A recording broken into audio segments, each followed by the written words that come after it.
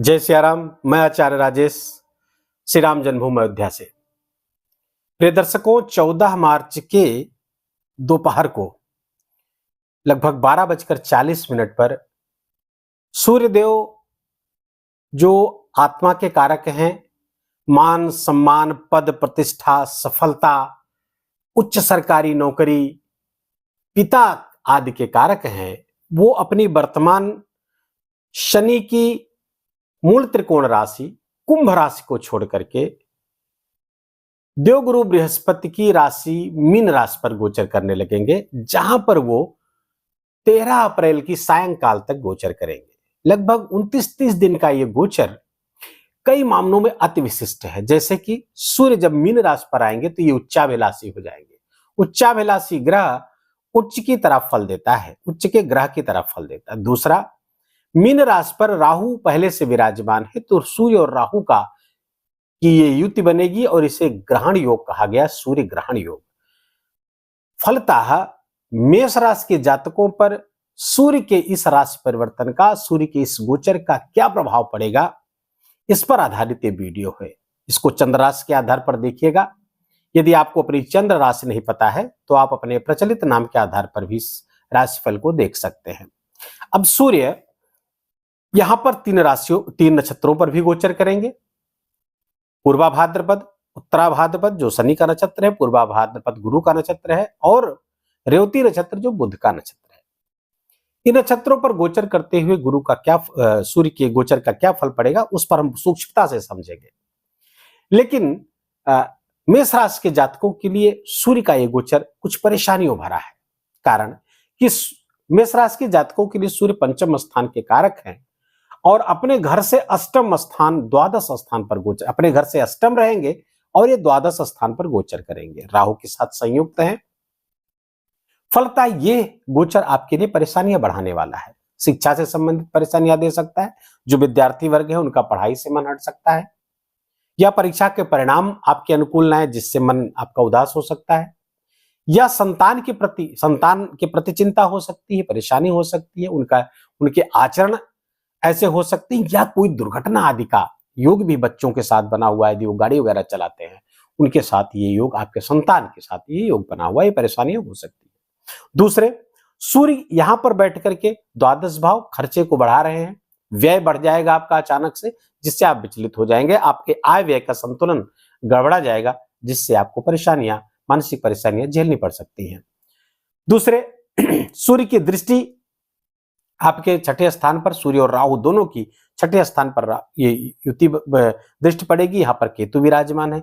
अब जब रोग ऋण के स्थान को देखेंगे, रोग ऋण और शत्रु, तो रोग ऋण और शत्रु आपके प्रबल हो उठेंगे।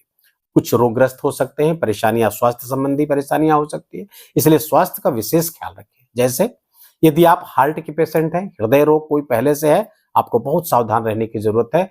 आप अपनी दिनचर्या, अपनी औषधियों पर ध्यान केंद्रित करिए, उसमें कहीं कोई गफलत न होने पाए।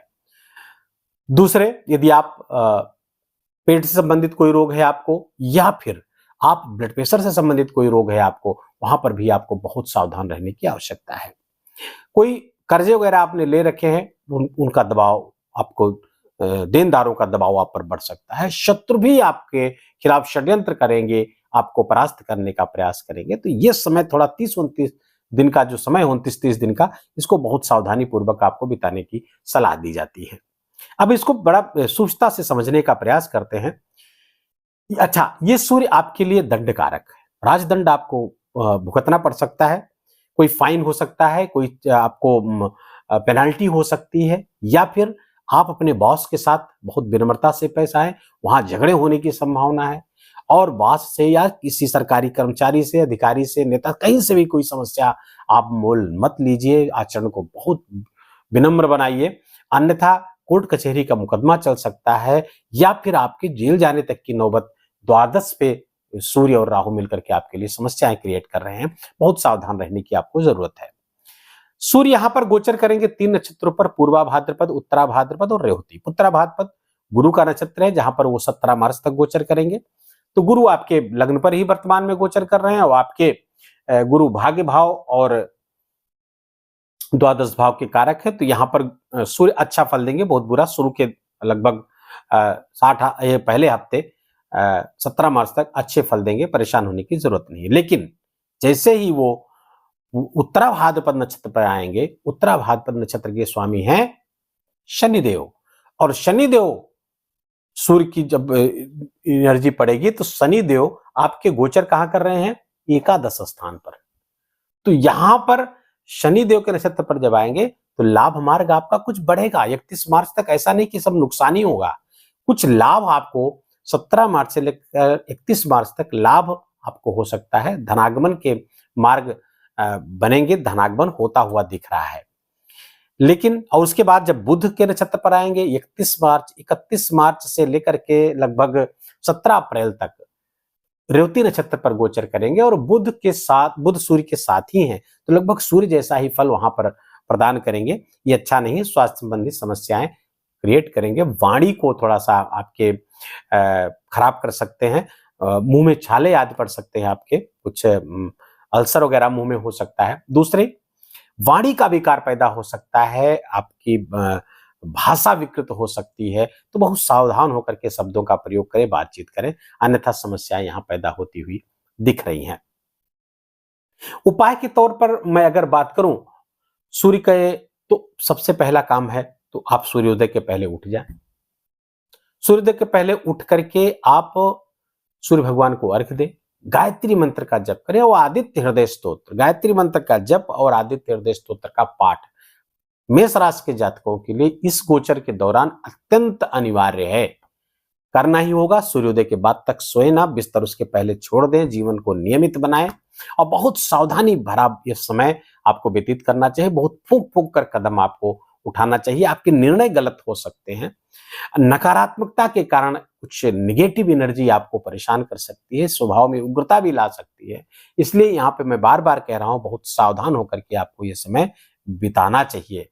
किसी से उलझना चाहिए नहीं चाहिए, लड़ाई झगड़े से दूर रहना चाहिए। लेन देन की गारंटी आप किसी को मत दीजिए, ना तो किसी को उधार दें ना उधार लें, किसी की गारंटी भी बैंक आदि मत लीजिए, नहीं तो ये समस्याएं ज्यादा जटिल आपके लिए हो सकती हैं, आपके लिए परेशानी कारक हो सकती हैं। तो ये उपाय आप यदि करते हैं तो निस्संदेह आप इन परेशानियों से बच जाएंगे, अन्यथा समस्याएं जटिल हैं, सूर्य का गोचर आपको परेशान कर सकता है। वीडियो को हम यही समाप्त करेंगे और इस निवेदन के साथ कि अपने जीवनचर्या को नियमित करिए, स्वास्थ्य का ख्याल रखिए और खान पान का भी विशेष ख्याल रखें, और सूर्य भगवान की उपासना, सूर्य भगवान को अर्घ्य देना, गायत्री मंत्र का जप करना, आदित्य हृदय स्तोत्र का पाठ करना आपके लिए अनिवार्य है। इतना जोर इसलिए दे रहा हूं कि आप हमारे दर्शक हैं, आपसे हमारा लगाव है और हम नहीं चाहते कि आप किसी परेशानी में इस कालखंड के दौरान पड़े। अपना खूब ख्याल रखिए, अपनों का ख्याल रखिए, जो उपाय बताया गया उसको खूब करिए, माता पिता की खूब सेवा करिए, उनका आशीर्वाद लीजिए। आज के लिए बस इतना ही। शीघ्र हाजिर होते हैं नए विषय नए वीडियो को लेकर के। वीडियो अच्छा लगे तो इसको लाइक करिए, अपनों के साथ इसको शेयर करिए, चैनल पर नए हैं तो इसको सब्सक्राइब कर लीजिए। जय सिया राम।